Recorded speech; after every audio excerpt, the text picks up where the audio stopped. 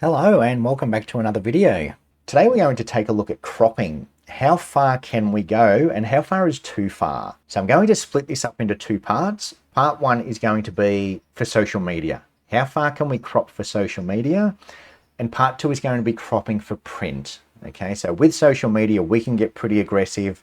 With print, it's going to depend on how large you want to print your image. The most important thing with cropping is making sure we have a nice sharp image to start with. Okay, so if we zoom into 100% and we're not super sharp to start with, you probably don't want to crop quite as much. Okay, so this image that I've got here, it's pretty sharp. It's not too bad. We can crop it pretty heavily.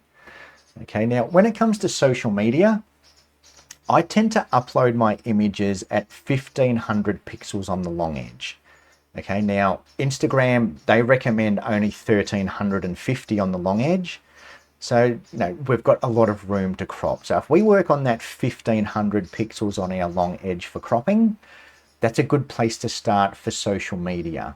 Okay, so in Lightroom, we have a really neat little trick that we can do. If we press I on the keyboard, I for information, you're going to see pixel dimensions. So up here, we're going to see the pixel dimensions of the original image. Now this is important for two reasons. Number one, it's going to let us know where our pixel dimensions end up after the crop. And number two, it's going to give us a guide of how far we can crop without losing detail or upscaling.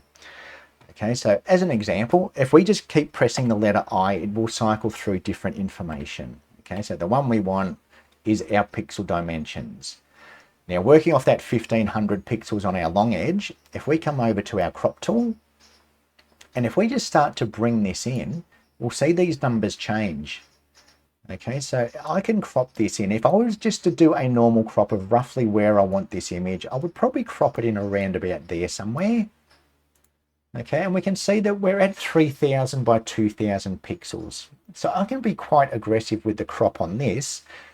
And when I upload it to social media, we're not losing any information because we're above that 1500 pixel that, is a limit, so to speak, for social media. If we wanted to crop in even more, so I'm going to do this. As we change these, we're going to see these dimensions change. So as an example, if I bring all this, we're going to bring it all the way into 1500 pixels. And what that means is we're not throwing away pixels, we're just cropping in what we've already got. So that's close enough. So if I was to upload that to social media, that is going to look absolutely fine on a phone, on a tablet, even on a computer screen. So the resolution on Instagram is going to be even less than that. Okay, so you're not going to notice a difference by cropping that hard and uploading to social media. In fact, I do recommend you crop your images for social media because if we upload an image that's 6000 by 4000 pixels, they're going to compress your image an awful lot and it's probably going to look worse than what it does on your screen. Okay, so let's get our image resized and ready for social media. Then it doesn't have to crop it quite as hard and compress the image quite as much. Okay, so social media is easy. We can just use our crop tool, have a look at where we're at. If you do want to upload a slightly higher resolution file of social media, I'll recommend keep it under 3000 pixels. Otherwise, they're going to compress your image, okay, and it's not going to look great. Okay, so with an image like this, I can quite comfortably crop in that much. I have not lost any detail as far as social media goes. Now, when it comes to printing, this is where things get a little bit different. And what I'm going to do, I'm going to keep it just to make it even. Let's just take it out to roughly 3000 by 2000 pixels. Okay, so that's about a 6 megapixel image. Now, when it comes to printing, megapixels really don't mean a lot when it comes to printing, okay? Back in the day when I first started in digital photography, the Canon 1D was a 10 megapixel camera, and that was printing billboard size images. Okay, so keep that in mind. A 10 megapixel camera was printing images that were filling up walls, put on billboards. That was the highest level professional camera at the time. Sharpness and a nice clean picture is more important. Okay, so keep that in mind that, 10 megapixel back in the day, we're still printing billboard size images, okay? It all depends on how you print it, what media you print it on. So a lot of different factors. I'm not going to cover all the different factors, but as an example, this is a 6 megapixel image. So I've cropped it down roughly where I want it. If I was to open this into Photoshop now, okay, so now we have this image open in Photoshop, and I'm not going to sharpen, I'm not going to resize anything just yet. Let's see how big we can print this. The easy way to do it in Photoshop, now that we're talking about print, if we go up to image, image size, okay, and in here, it's going to, by default, it's probably going to be on pixels. So there's our 3000 by 2000 pixels. Our resolution, take note of that because this is where things can change. But most people will tell you that 300 pixels per inch is the resolution you should use for print. Now that's a bit of a myth because I can guarantee you that if I printed this at 300 pixels per inch and then I printed at 200 pixels per inch, you won't notice a difference, okay? But as a general rule, the 300 pixels per inch is what is recommended for printing. It's a myth, and I have busted that myth. I've printed images at 200 pixels per inch. I've printed images at 300 pixels per inch. You're not going to notice a difference, okay? If you get a magnifying glass out and look that closely, you might notice a difference. If you're looking at prints under a magnifying glass, go and see a doctor. There's something wrong with you, okay? Prints are designed to be printed out, put on a wall, held in your hand and looked at from a distance. For now, let's stick at that 300 pixels per inch resolution, which is the recommended for print. And if I change one of these, if we go to inches, for example, that's going to tell me that I can print this out at 10 by 6.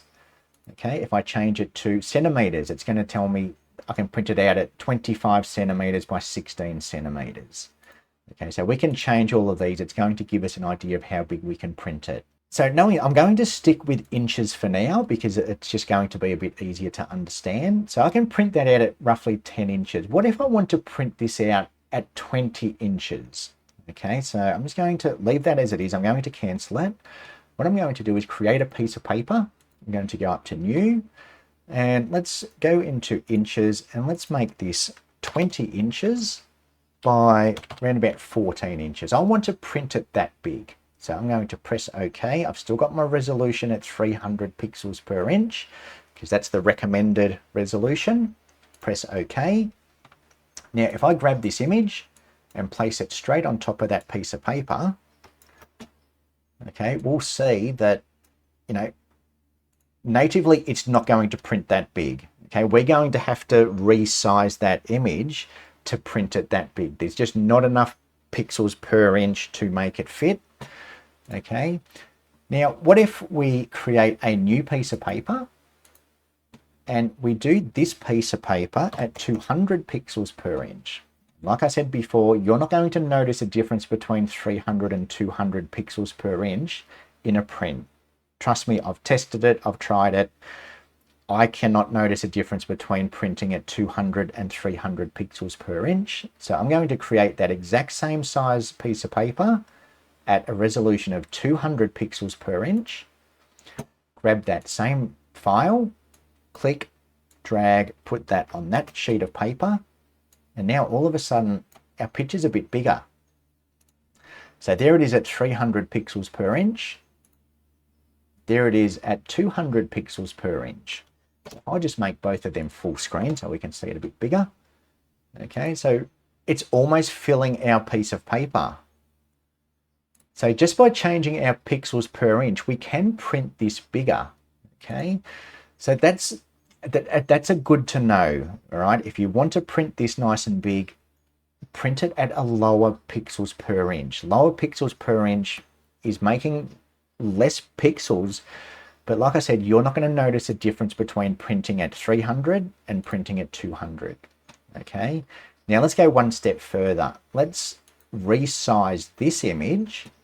So if I go up to image, image size, and what I'm going to do is I'm just going to come into here, go into inches. Now make sure this little chain is linked. If we unlink that chain and I put in 20 pixels on my width and press OK, it's going to stretch our image out. Okay, so I'll just quickly undo that, go up to image, image size, link the chain, so you see these little bars appear, and then when I change it to inches, it's going to resize both our height and our width. Okay, so now I've resized that image. Okay, so the most important one in here is our preserve details. I do like to use enlargement. So if I go to preserve details enlargement, it does a good job of resizing our image and preserving all of those details. Okay, now I know there's aftermarket, there's topaz, there's all sorts of generative upscale. I'm not looking at them in this video. This is just in Photoshop. Okay, there's even a generative upscale in Photoshop now. It will cost you an arm and a leg to use it because it uses credits. This is the old school way. It works well. Okay, and for 99% of people that just want to print an image larger, you're not going to notice a difference between these upscale programs and just resizing an image this way. Okay, so now I've resized that image, and as you can see, we've still got plenty of detail in there. Okay, so if I now click, let's create another bit of paper and go new. Let's go back to our recommended 300 pixels per inch, because if we want to be fussy, we want to print at 300. Press OK.